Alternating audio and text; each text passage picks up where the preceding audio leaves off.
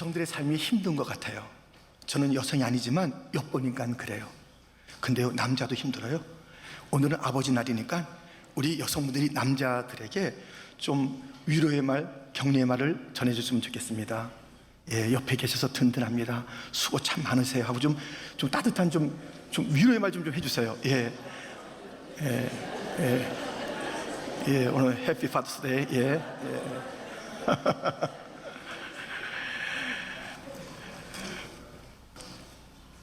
오늘 본문에 주는 우리의 아버지라는 그런 구절이 있습니다. 여러분, 아버지란 단어에 어떤 이미지가 떠오릅니까? 어떤 분들은 아쉽게도 하나도 안 떠올라요. 왜? 일찍 아버지를 여겼기 때문에. 어떤 분들은 아버지 얘기 들으면 막 속이 답답하고 그냥 뭔가 좀 힘들어요. 그 추억들이 힘들까요? 예. 그래서 아버지란 단어가 힘든 단어일 수가 있어요. 어떤 분들은 따뜻하지요.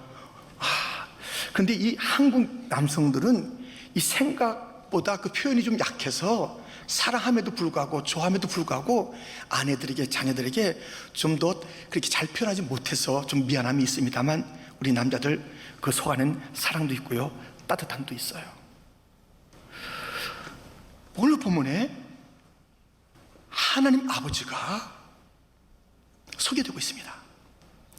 도대체 하나님 아버지는 어떤 분인지 함께 말씀을 통해서 살펴보겠습니다.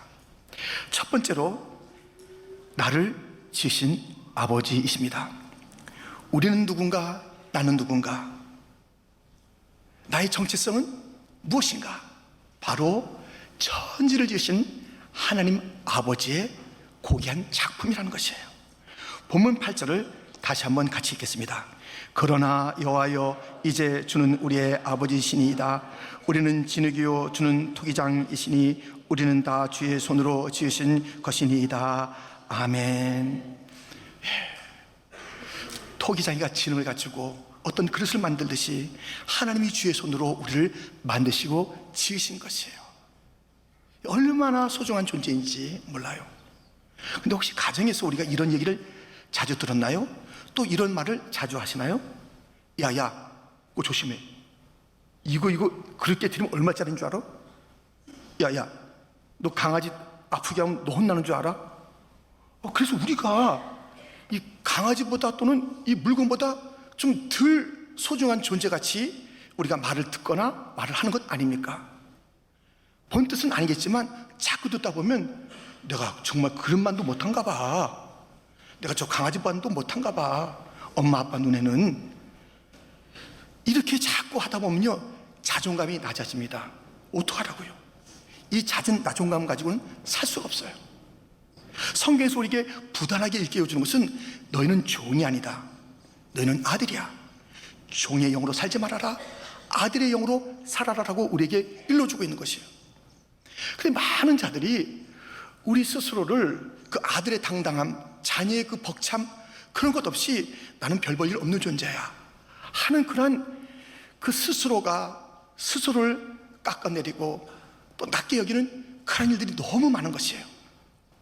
저에게도 아들이 둘이 있습니다만은 두 아들이 저를 대할 때 너무 무서워하고 아버지의 따뜻함, 그런 게 없는가 봐, 그렇게 또 생각한다든가, 말을 힘들게 하고 어려운 일 있을 때 둘러둘러 얘기하고 그냥 얘기도 안 하고 가슴 치며 사는 인생을 산다면 그들도 힘들고 저도 힘들 것 아니겠습니까?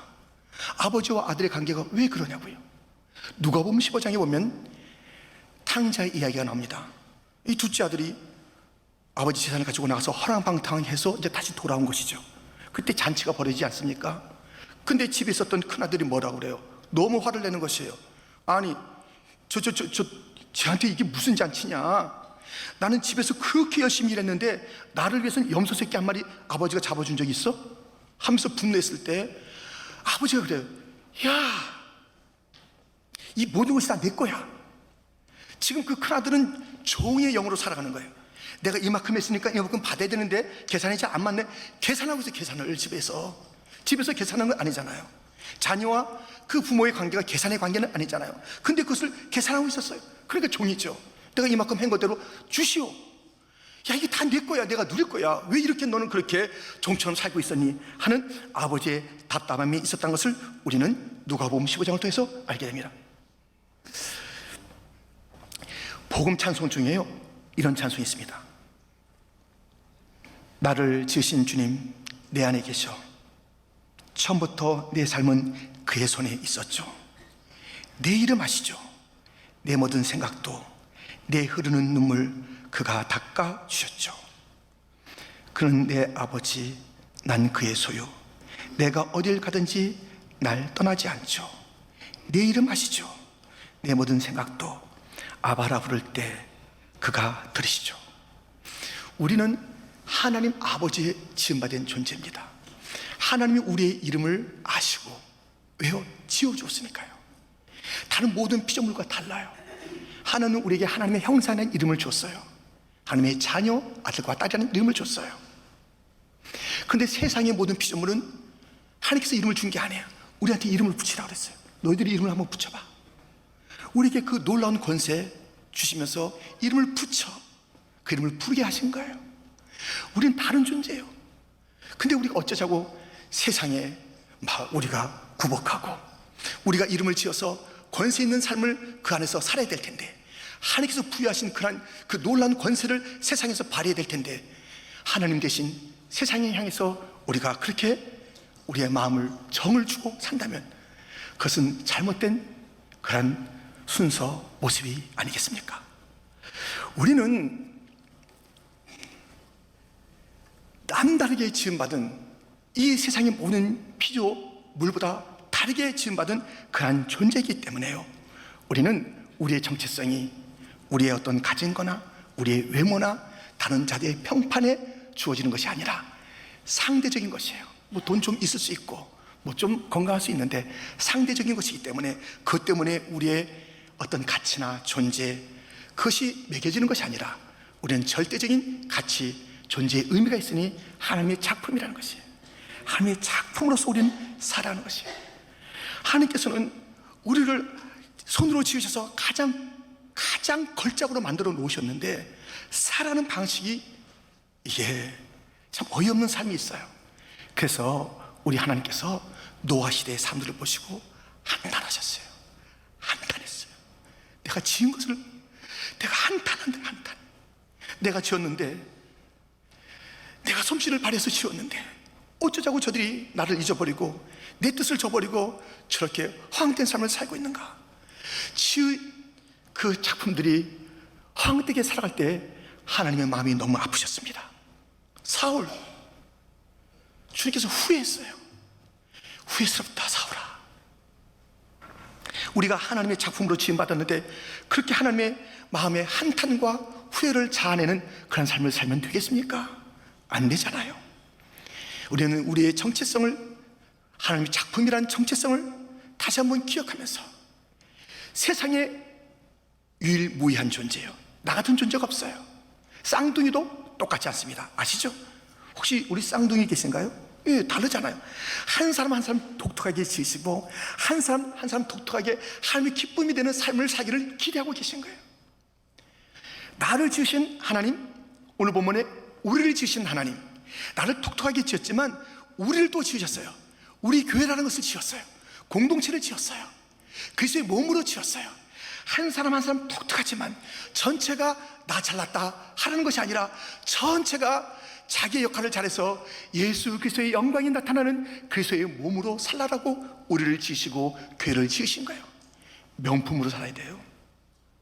명품으로 살아야 돼요. 우리 교회 명품 교회가 되어야 됩니다. 우리는 우리가 만든 게 아니에요. 사람의 뜻으로 세워진 교회가 아니에요. 하나님께서 피값으로 산 교회예요.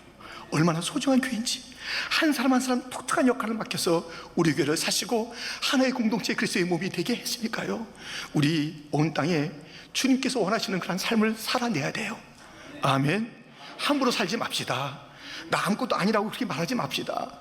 나 주님에게 너무 소중한 존재고, 우리 전체가 함께 어울려서 주님을 드러낼, 주의 이름을 드러낼 그 놀라운 그런 교회로 지어주었으니 나를 지으신 주님이여, 우리를 지으신 주님이여, 우리 교회를 지으신 주님이여, 주의 영광만 나타내는 교회 되게 하시고 나의 소중함을 잊지 않게 하여 주옵시고 주의 작품됨을 내가 놓치지 않게 하여 주셔서 멋지게 살게 하여 주시고 주님의 마음에 한탄이나 후회는 우리 교회 어느 지체에게도 없게 하시고 나에게도 없게 하여 주시옵소서. 나를 지으신, 우리를 지으신 교회를 지으신 주님을 기억합시다. 오늘 본문이 이야기하는 하나님 아버지는 어떠한 분인가? 두 번째로, 나를 용서하시는 아버지이십니다. 자녀들이 부모에게 언제나 잘 안 하나요? 잘 못할 때가 있잖아요. 잘 못할 때가 더 많아요. 그럼 어떻게 하면 돼요? 잘 못할 때는 그 아버지 어머니에게 잘하는, 완벽하게 하는, 노력하고 애써서 그렇게 되는 삶을 살아야지 살 수 있습니까? 못 살아요. 늘 이제 잘못이 계속되는데 어떻게 우리 계속 아버지 어머니가 완벽하게 마음에 드는 그런 삶을 살아낼 수 있단 말입니까? 그거 힘들잖아요. 잘못했을 때 그렇게 살 수 없다면 방법이 하나 있네. 도망가면 된다. 여러분, 도망간다고 됩니까? 안 됩니다. 여러분들 학교 다닐 때 즐거움이 뭐였습니까? 저 학교 다닐 때 즐거움이 많았습니다. 학교 와서 도시락 일찍 먹는 거, 상당히 재밌습니다. 4교시 끝나고 먹어야 되는데 2교시나 3교시 끝나고 이제 먹는 거예요. 그래서 반찬이 비슷해요, 친구들. 근데 그것을 막 이렇게 데워 먹던가 이렇게 할 때 참 즐거움이, 뭐 그거 말고도 있긴 있었어요. 즐거움이 있었는데요, 괴로운 게 있었어요. 학교 다닐 때 뭐냐면 매 학기마다 나오는 성적표를 가서 아버지 도장 받아오는 거예요. 이거 힘들어요. 그 수없는 학기 중에서 떳떳하게 가서 이 도장 받은 때가 몇 번 있을까? 다 감추고 싶어요. 근데 도장 받아야 돼요. 아니면 아버지 도장 제가 새겨가지고 찍어야 돼요. 그것도 힘들잖아요. 그러니까 이게 보여야 되는데 이게 힘든 거예요. 근데 아버지가, 너 가문의 수치다. 이게 매번 이게 뭐냐? 그만 끝내자. 이 성적 가지고는 아버지와 아들의 관계가 이루어질 수가 없어. 이건 아니야. 만약에 아버지께서 그렇게 말씀했다면 저는 초등학교 때 허적을 봐서 나가야 되는 거예요. 그러다가 이제 여기 몇 분을 제외하고는 많은 분들을 밖에서 만날 거예요. 그렇게 기준이 안 맞으니까 집에서 쫓겨난. 아버지는 성적으로 저와의 관계를 맺는 것이 아니라 용납과 기다림. 제가 부족한 것이 너무 많았는데, 볼 성적이 너무 부끄러웠는데 도장을 찍어주면서 그래도 여전히 우리 성국이 부르셨던 그 아버지가, 그 관계가 너무 고마웠습니다. 그런데 그 아버지의 용납하시는 은혜로 그 관계가 있었던 것처럼 오늘 본문에 잘못한 그 자녀들이, 백성들이 그 하나님 아버지의 용서를 구하는 장면이 나옵니다. 9절에 보면 이런 말씀이 있어요. 여호와여, 너무 분노하지 마시오며 죄악을 영원히 기억하지 마시옵소서. 구하오니 보시옵소서, 보시옵소서. 우리는 다 주의 백성이니이다. 이 용서를 구하는 거예요. 이게 아버지라고 불렀잖아요. 백성이라고, 자녀요 백성이라고 말하면서 용서를 구하는데, 용서가 뭐예요? 분노 좀 그만해달라는 거예요. 분노 좀 이제 멈춰주세요. 그리고 이 죄악을 좀 영원히 좀 기억하지 말아주세요. 용서가 무엇이에요? 분노가 멈춰지는 겁니다. 그 죄악을 갖다 잊어버리는 거예요. 영원히. 그게 용서지. 또 다음날 생각하고 너 어저께 그랬지, 내가 어저께 봐줬지만 못 봐주겠어, 이게 계속되는 그런 삶이 아니잖아요. 그래서 그것을 구하는 그 모습을 보게 됩니다.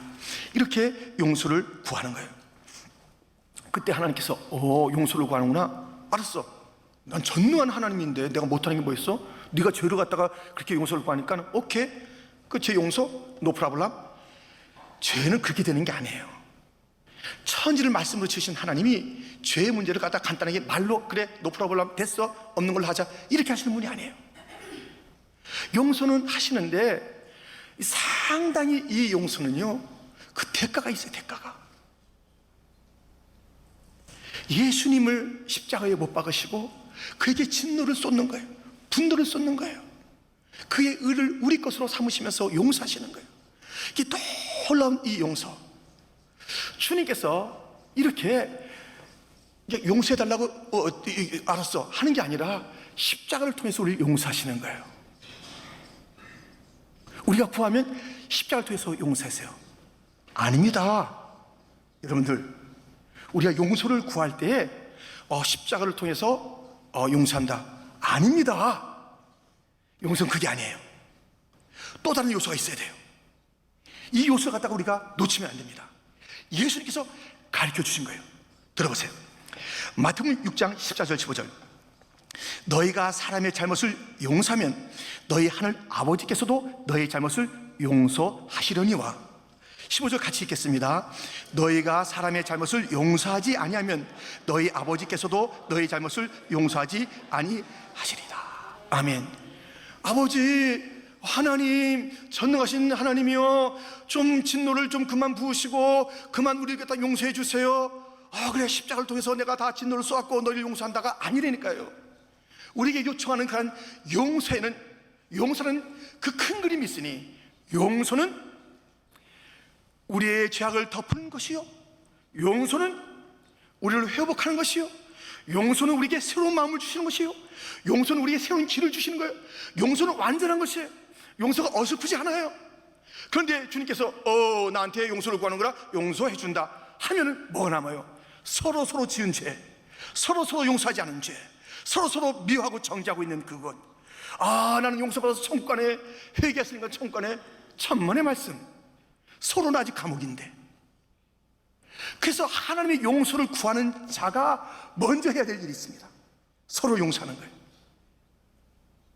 하나님 이 용서라는 것을 우리에게 주시는 그 놀라운 선물인데, 정말 선물인데, 근데 우리가 서로가 감옥생활을 하고 있는 것이 있어요. 서로가 막 멱살을 쥐어잡는 게 있어요. 영적으로 눈에 보이지 않게 계속 붙잡고 있는 게 있어요. 너 내가 놀 줄 알아? 하면서 자기 자신이 거기 감옥이 되는 거예요. 자기가 용서하지 않은 사람, 그 사람은 그것도 몰라요. 그냥 10년 전, 5년 전에 그냥 지나가다가 무심코 한 말이에요.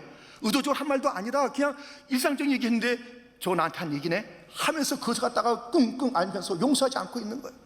이런저런 용서하지 않고 이 땅에서는 그냥 지옥생활을 하고 있는데 나한테 용서를 구하러 왔느냐? 내 용서는 그런 용서가 아니야. 십자가를 봐라. 수직과 수평이야. 다 해결돼야 돼. 내 용서는 너의 서로의 용서를 포함하는 그런 용서가 진정한 용서야. 먼저 화해하고 오라. 그렇지 않으면 예배가 아니야. 예배 드리기 전에 용서할 자가 생각나면 용서하고 와야, 그래야 그때 내 용서가 이루어지고 완전한 예배가 된다라고 말씀하시는 것입니다. 여러분, 용서하시는 하나님, 우리의 모든 죄에 대한 진도를 예수님에게도 또 그 모든 심판을 예수님에게 다 부으셨던 그런 하나님, 용서를 선물로 주시는데 놀라운 것은 서로도 화해하고 나하고도 화해하자. 이 용서, 그리하여 하나님의 용서를 먼저 받기 전에 우리의 인간의 죄가 서로 용서가 되기를, 해결이 되기를 원하시는 용서의 하나님 아버지를 아십니까? 우리가 이번 산상성에 전교인 수련회 가기 전에도 서로 용서하고 가야 돼요. 가서 나 혼자 은혜 받았다, 부흥회 가서 은혜 받았다, 집회 가서 은혜 받았다. 그런데 여전히 남편은 미워해. 여전히 아내가 마땅치 않아요. 애들이 원수 같아요. 어떻게 해요? 성도가 보기 싫어. 구역식구가 싫어. 은혜 많이 받으면 뭐하냐고요. 가서 내 문제 해결, 그게 뭐하냐고요. 이 땅에서 맥혀 있는데. 여러분들, 우리 용서의 하나님 아버지 그 앞에 우리가 구하면서 주님이 말씀하신 대로 옆에도 식구들도 다 품고 다 우리가 함께, 그리고 주님의 용서 가운데서 완벽한 하나님의 용서를 누리시는 자가 되기를, 그래서 새로운 출발을 삼으시는 용서의 열매를 다 받아 누리시기를 주님의 이름으로 축원드립니다. 우리 하나님 아버지는 세 번째로 나에게 침묵하시는 아버지십니다. 아니, 나를 지으셨어요. 나 또 용서하신다고 그랬고 말씀 주셨어요. 근데 속이 상한 게 있어요. 아니, 내가 어려울 때 왜 침묵하셔요? 오늘 본문에 보면 하나님 아버지, 그분이 아니 아버지신데 내가 지금 어려운 일을 당하고 있는데 가만히 계시는 거예요. 잠잠하시는 거예요. 아니 이게 무슨, 아니 아버지가 아니, 무슨 이럴 수가 있냐, 이럴 수가 있냐예요. 오늘 본문에 보세요. 10절부터 보면 주의 거룩한 성읍들이 광야가 되었으며 시온이 광야가 되었으며 예루살렘이 황폐하였나이다. 우리 조상들이 주를 찬송하던 우리의 거룩하고 아름다운 성전이 불에 탔으며 우리가 즐거워하던 것이 다 황폐하였나이다. 12절 같이 있습니다. 여호와여 이리 이러하거늘 주께서 아직도 가만히 계시려 하시나이까? 주께서 아직도 잠잠하시고 우리에게 심한 괴로움을 받게 하시려나이까? 아니 하나님 아버지, 우린 주의 백성이에요, 자녀예요. 근데 우리가 지금 다 지금 어려워지고 있으면 황폐합니다. 아름다웠던 거, 즐거웠던 거 다 어디 가고 지금 힘들고 끙끙거리는데 하나님 아버지신데 왜 이렇게 잠잠히 계세요 도대체? 왜 침묵하고 계세요? 아버지씨가, 아니 하나님이 주의 백성들, 그의 자녀들의 이 신음을 모르십니까? 하나님 어디 계신 거예요? 하나님 어디 계신 거예요? 하나님의 부재에 대한 그 아픔과 하나님의 침묵에 대한 분노를 담은 이야기가 오늘 본문에 있는 것이에요. 하나님의 부재에 대한 느낌, 그것은 어떤 것의 증거일까요? 하나님 아버지의 사랑이 식었다, 하나님께서 나를 떠나셨다, 이거에 대한 증거일까요? 그건 하나님 속성하고 안 맞잖아요. 변찮는 주님의 사랑과, 주님의 사랑은 변찮는다고 그랬는데, 아니 하나님의 사랑이 변했게 내가 이거 정말 이 답답한 상황 속에서 외로운 가운데 내가 힘있게 살아가는데 아무 말도 안 하시고, 이게 뭔가? 주의 사랑이 신 거 아닌가? 떠나신 거 아닌가? 사람은 버릴 수가 있어요, 자녀를. 하나님 한 번도 안 그래요. 하나님의 사랑은 언제나 뜨거워요. 문제는 무엇이냐? 우리의 영적인 감각이 무뎌졌기 때문에 그냥 하나님이 안 보이고 떠난 것 같고 사랑이 식은 것 같아요. 그러지 않습니다. 하나님의 그 사랑은 언제나 있는데 우리가 감각이 열리지 않으니 설리반이 헬렌 켈러의 그 감각을 열어주었듯이 성령님이 우리에게 오셔서 우리의 영적인 감각을 열어서 하나님을 다시 깨닫게 되고, 할렐루야, 성령의 역사로 말미암아 온 세상이 이토록 아름다운가, 하나님께서 나를 위해서 지으신 이 온 세상을 다시 한번 보면서 혼자서 그냥 방구석에서 나는 이게 어떻게 하면 좋은가, 아이고 죽어야 돼, 나는 끝났어, 이런 인생 살지 마시고 성령이요 나의 감각을 열어 주옵소서, 내 눈을 열어 주옵소서, 주의 그 놀라운 세계를 보게 하여 주옵시고 주의 길을 열어 주시옵소서, 말씀이 생명의 말씀이 들리게 하여 주옵소서, 저의 입을 열어 주시옵소서, 고백하게 하여 주옵소서, 찬송하게 하여 주옵소서, 선포하게 하여 주옵소서. 성령의 역사로 설리반을 만났던 헬렌 켈러의 그 놀라운 역사, 그 기적의 역사가 우리의 이 시간의 역사가 되기를, 기적이 되기를 주님의 이름으로 축원드립니다. 우리가 너무 답답해요. 하나님 아버지 왜 가만히 계세요? 왜 침묵하고 계세요? 왜 이러고 계십니까? 여러분들, 하나님에게 자꾸 침묵한다고 왜 이러고 계시냐고 그만 물어보세요.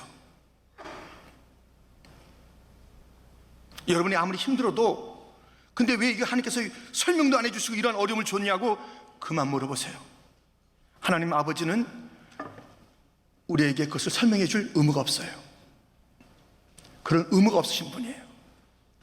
하나님이신데 말씀을 통해서 또 여러 가지 통해서 알려주실 것은 알려주시는데 상당히 많은 부분은 하나님께서 그냥 섭리로 끌고 가시는 거예요. 설명해도 몰라요. 우리가 아이들에게 무슨 뭐 설명해도 어떻게 미적분을 갖다 풀 수 있어요? 산수도 못하는 그런 애들에게 부모가 우리가 애들에게 다 설명해주고 하냐고요. 설명이 안 되고 설명할 수도 없잖아요. 그때 그 설명이 안 되고 설명은 모를 때 우리는 불안해하고 두려워하고 걱정하고 의심할 게 아니라 어떻게 하면 될까요? 예수님 따라가면 됩니다. 예수님 이렇게 하셨어요. 예수님 십자가에서 이렇게 물으셨어요. 하나님 위에 엘리 엘리 라마 사박다니, 나의 하나님 어찌하여 나를 버리셨나이까? 이렇게 물어봤어요. 하나님 어찌해서 지금 이런 일이 벌어지는 겁니까? 좀 저에게도 좀 말해 주시고, 지금 여기 있는 사람들 다 궁금할 텐데 어떻게 뭐 하나님의 아들이란 그런 자가 이렇게 십자가에 달렸는지 좀 확실하게 좀 설명 좀 해주세요. 왜 버렸는지, 어찌하여 나를 버리셨나이까? 이렇게 물으셨어요. 근데 하나님께서 그거 왜 그런지 알아? 대답 안 해줬어요. 침묵. 그때 예수님께서 이렇게 하셨다. 하나님 아버지 왜 설명도 안 하고 이런 일 하십니까? 그렇게 따지지 않았어요. 그 침묵 속에서, 그 긴 침묵을 견디시다가 이런 말씀을 하셨습니다. 누가복음 22장 44절부터 때가 제60쯤 되어 해가 빛을 잃고 온 땅에 어둠이 임하여 제90까지 계속하며 성소의 휘장이 한 가운데가 찢어지더라. 예수께서 큰 소리로 불러 이르시되 아버지, 내 영혼을 아버지 손에 부탁하나이다 하고 이 말씀을 하신 후 숨지시니라. 아멘. 물어봤는데 답이 없고 어둠과 침묵은 계속됐어요. 그 침묵은 하나님께서 일을 안 하시는 게 아니에요. 침묵 속에서 더 일하신다고요. 하나님의 경륜과 역사는, 구속의 역사, 그 모든 것은 계속 진행되는 거예요. 그 놀라운 일들이 벌어지잖아요. 성소의 휘장이 찢어지잖아요. 가장 본질적인 문제가 해결되잖아요. 침묵 속에서 그런 일들이 해결되는 것이고, 예수님은 변함없이 그 침묵 속에서 하나님 아버지를 신뢰했습니다. 맡겼습니다. 여러분들 설명이 안 되는 어려운 일들 만나셨죠? 한번 물어보세요. 하나님 왜 그러시냐고. 근데 답을 안 주잖아요. 그러면 막 하나님 의심하고 발을 동동 구르고 이게 뭐냐고 막 이렇게 하지 마시고, 하나님 믿나이다. 하나님은 신뢰합니다. 하나님은 오르십니다. 하나님을 사랑하는 자, 곧 그 뜻대로 부르심을 입은 자들에게는 모든 것이 합력하여 선을 이루느니라. 아멘. 하나님의 그 신실하심을 믿어야죠. 하나님은 영원히 신실하세요. 영원히 그 인자하심이 마르지 않습니다. 우리 주제에 뭐 그렇게 다 알아서 어떻게 했다고요? 하나님께서 이 역사를 갖다가 다 끌고 가시는 거예요. 어떻게? 우리에게 가장 좋은 것으로 끌고 가실 줄 믿습니다. 이해가 안 돼요? 사람의 경험과는 이게 안 맞는 것 같아요. 근데 왜 실패해요? 왜 상실이에요? 왜 어려움이에요? 왜 넘어짐이에요? 왜 그러세요? 왜 그러세요? 침묵 속에 설명을 안 하신다면, 할렐루야, 주를 믿나이다. 어둠 속에서도 주를 믿는 믿음이 진정한 믿음이니, 캄캄한 침묵 속에서도 주님을 신뢰하고 찬양하는 것이 진정한 찬양이니, 아니 눈에 보이고 다 뭐 확인되는 거 그걸 갖다 믿고 찬양하는 것, 그것보다는 캄캄함 속에서 주님을 찬양하는, 아무것도 보이지 않는 것 속에서 주님을 신뢰하는 거예요. 인간의 감각과 경험에서는 정말 그 실패인 것 같아도 하나님은 실수하지 않는다라고 고백하면서 모든 자들 앞에서 쓰러지지 않는 그 믿음을 보여야 하는 것이에요. 우리의 하나님 아버지는 어떠한 아버지십니까?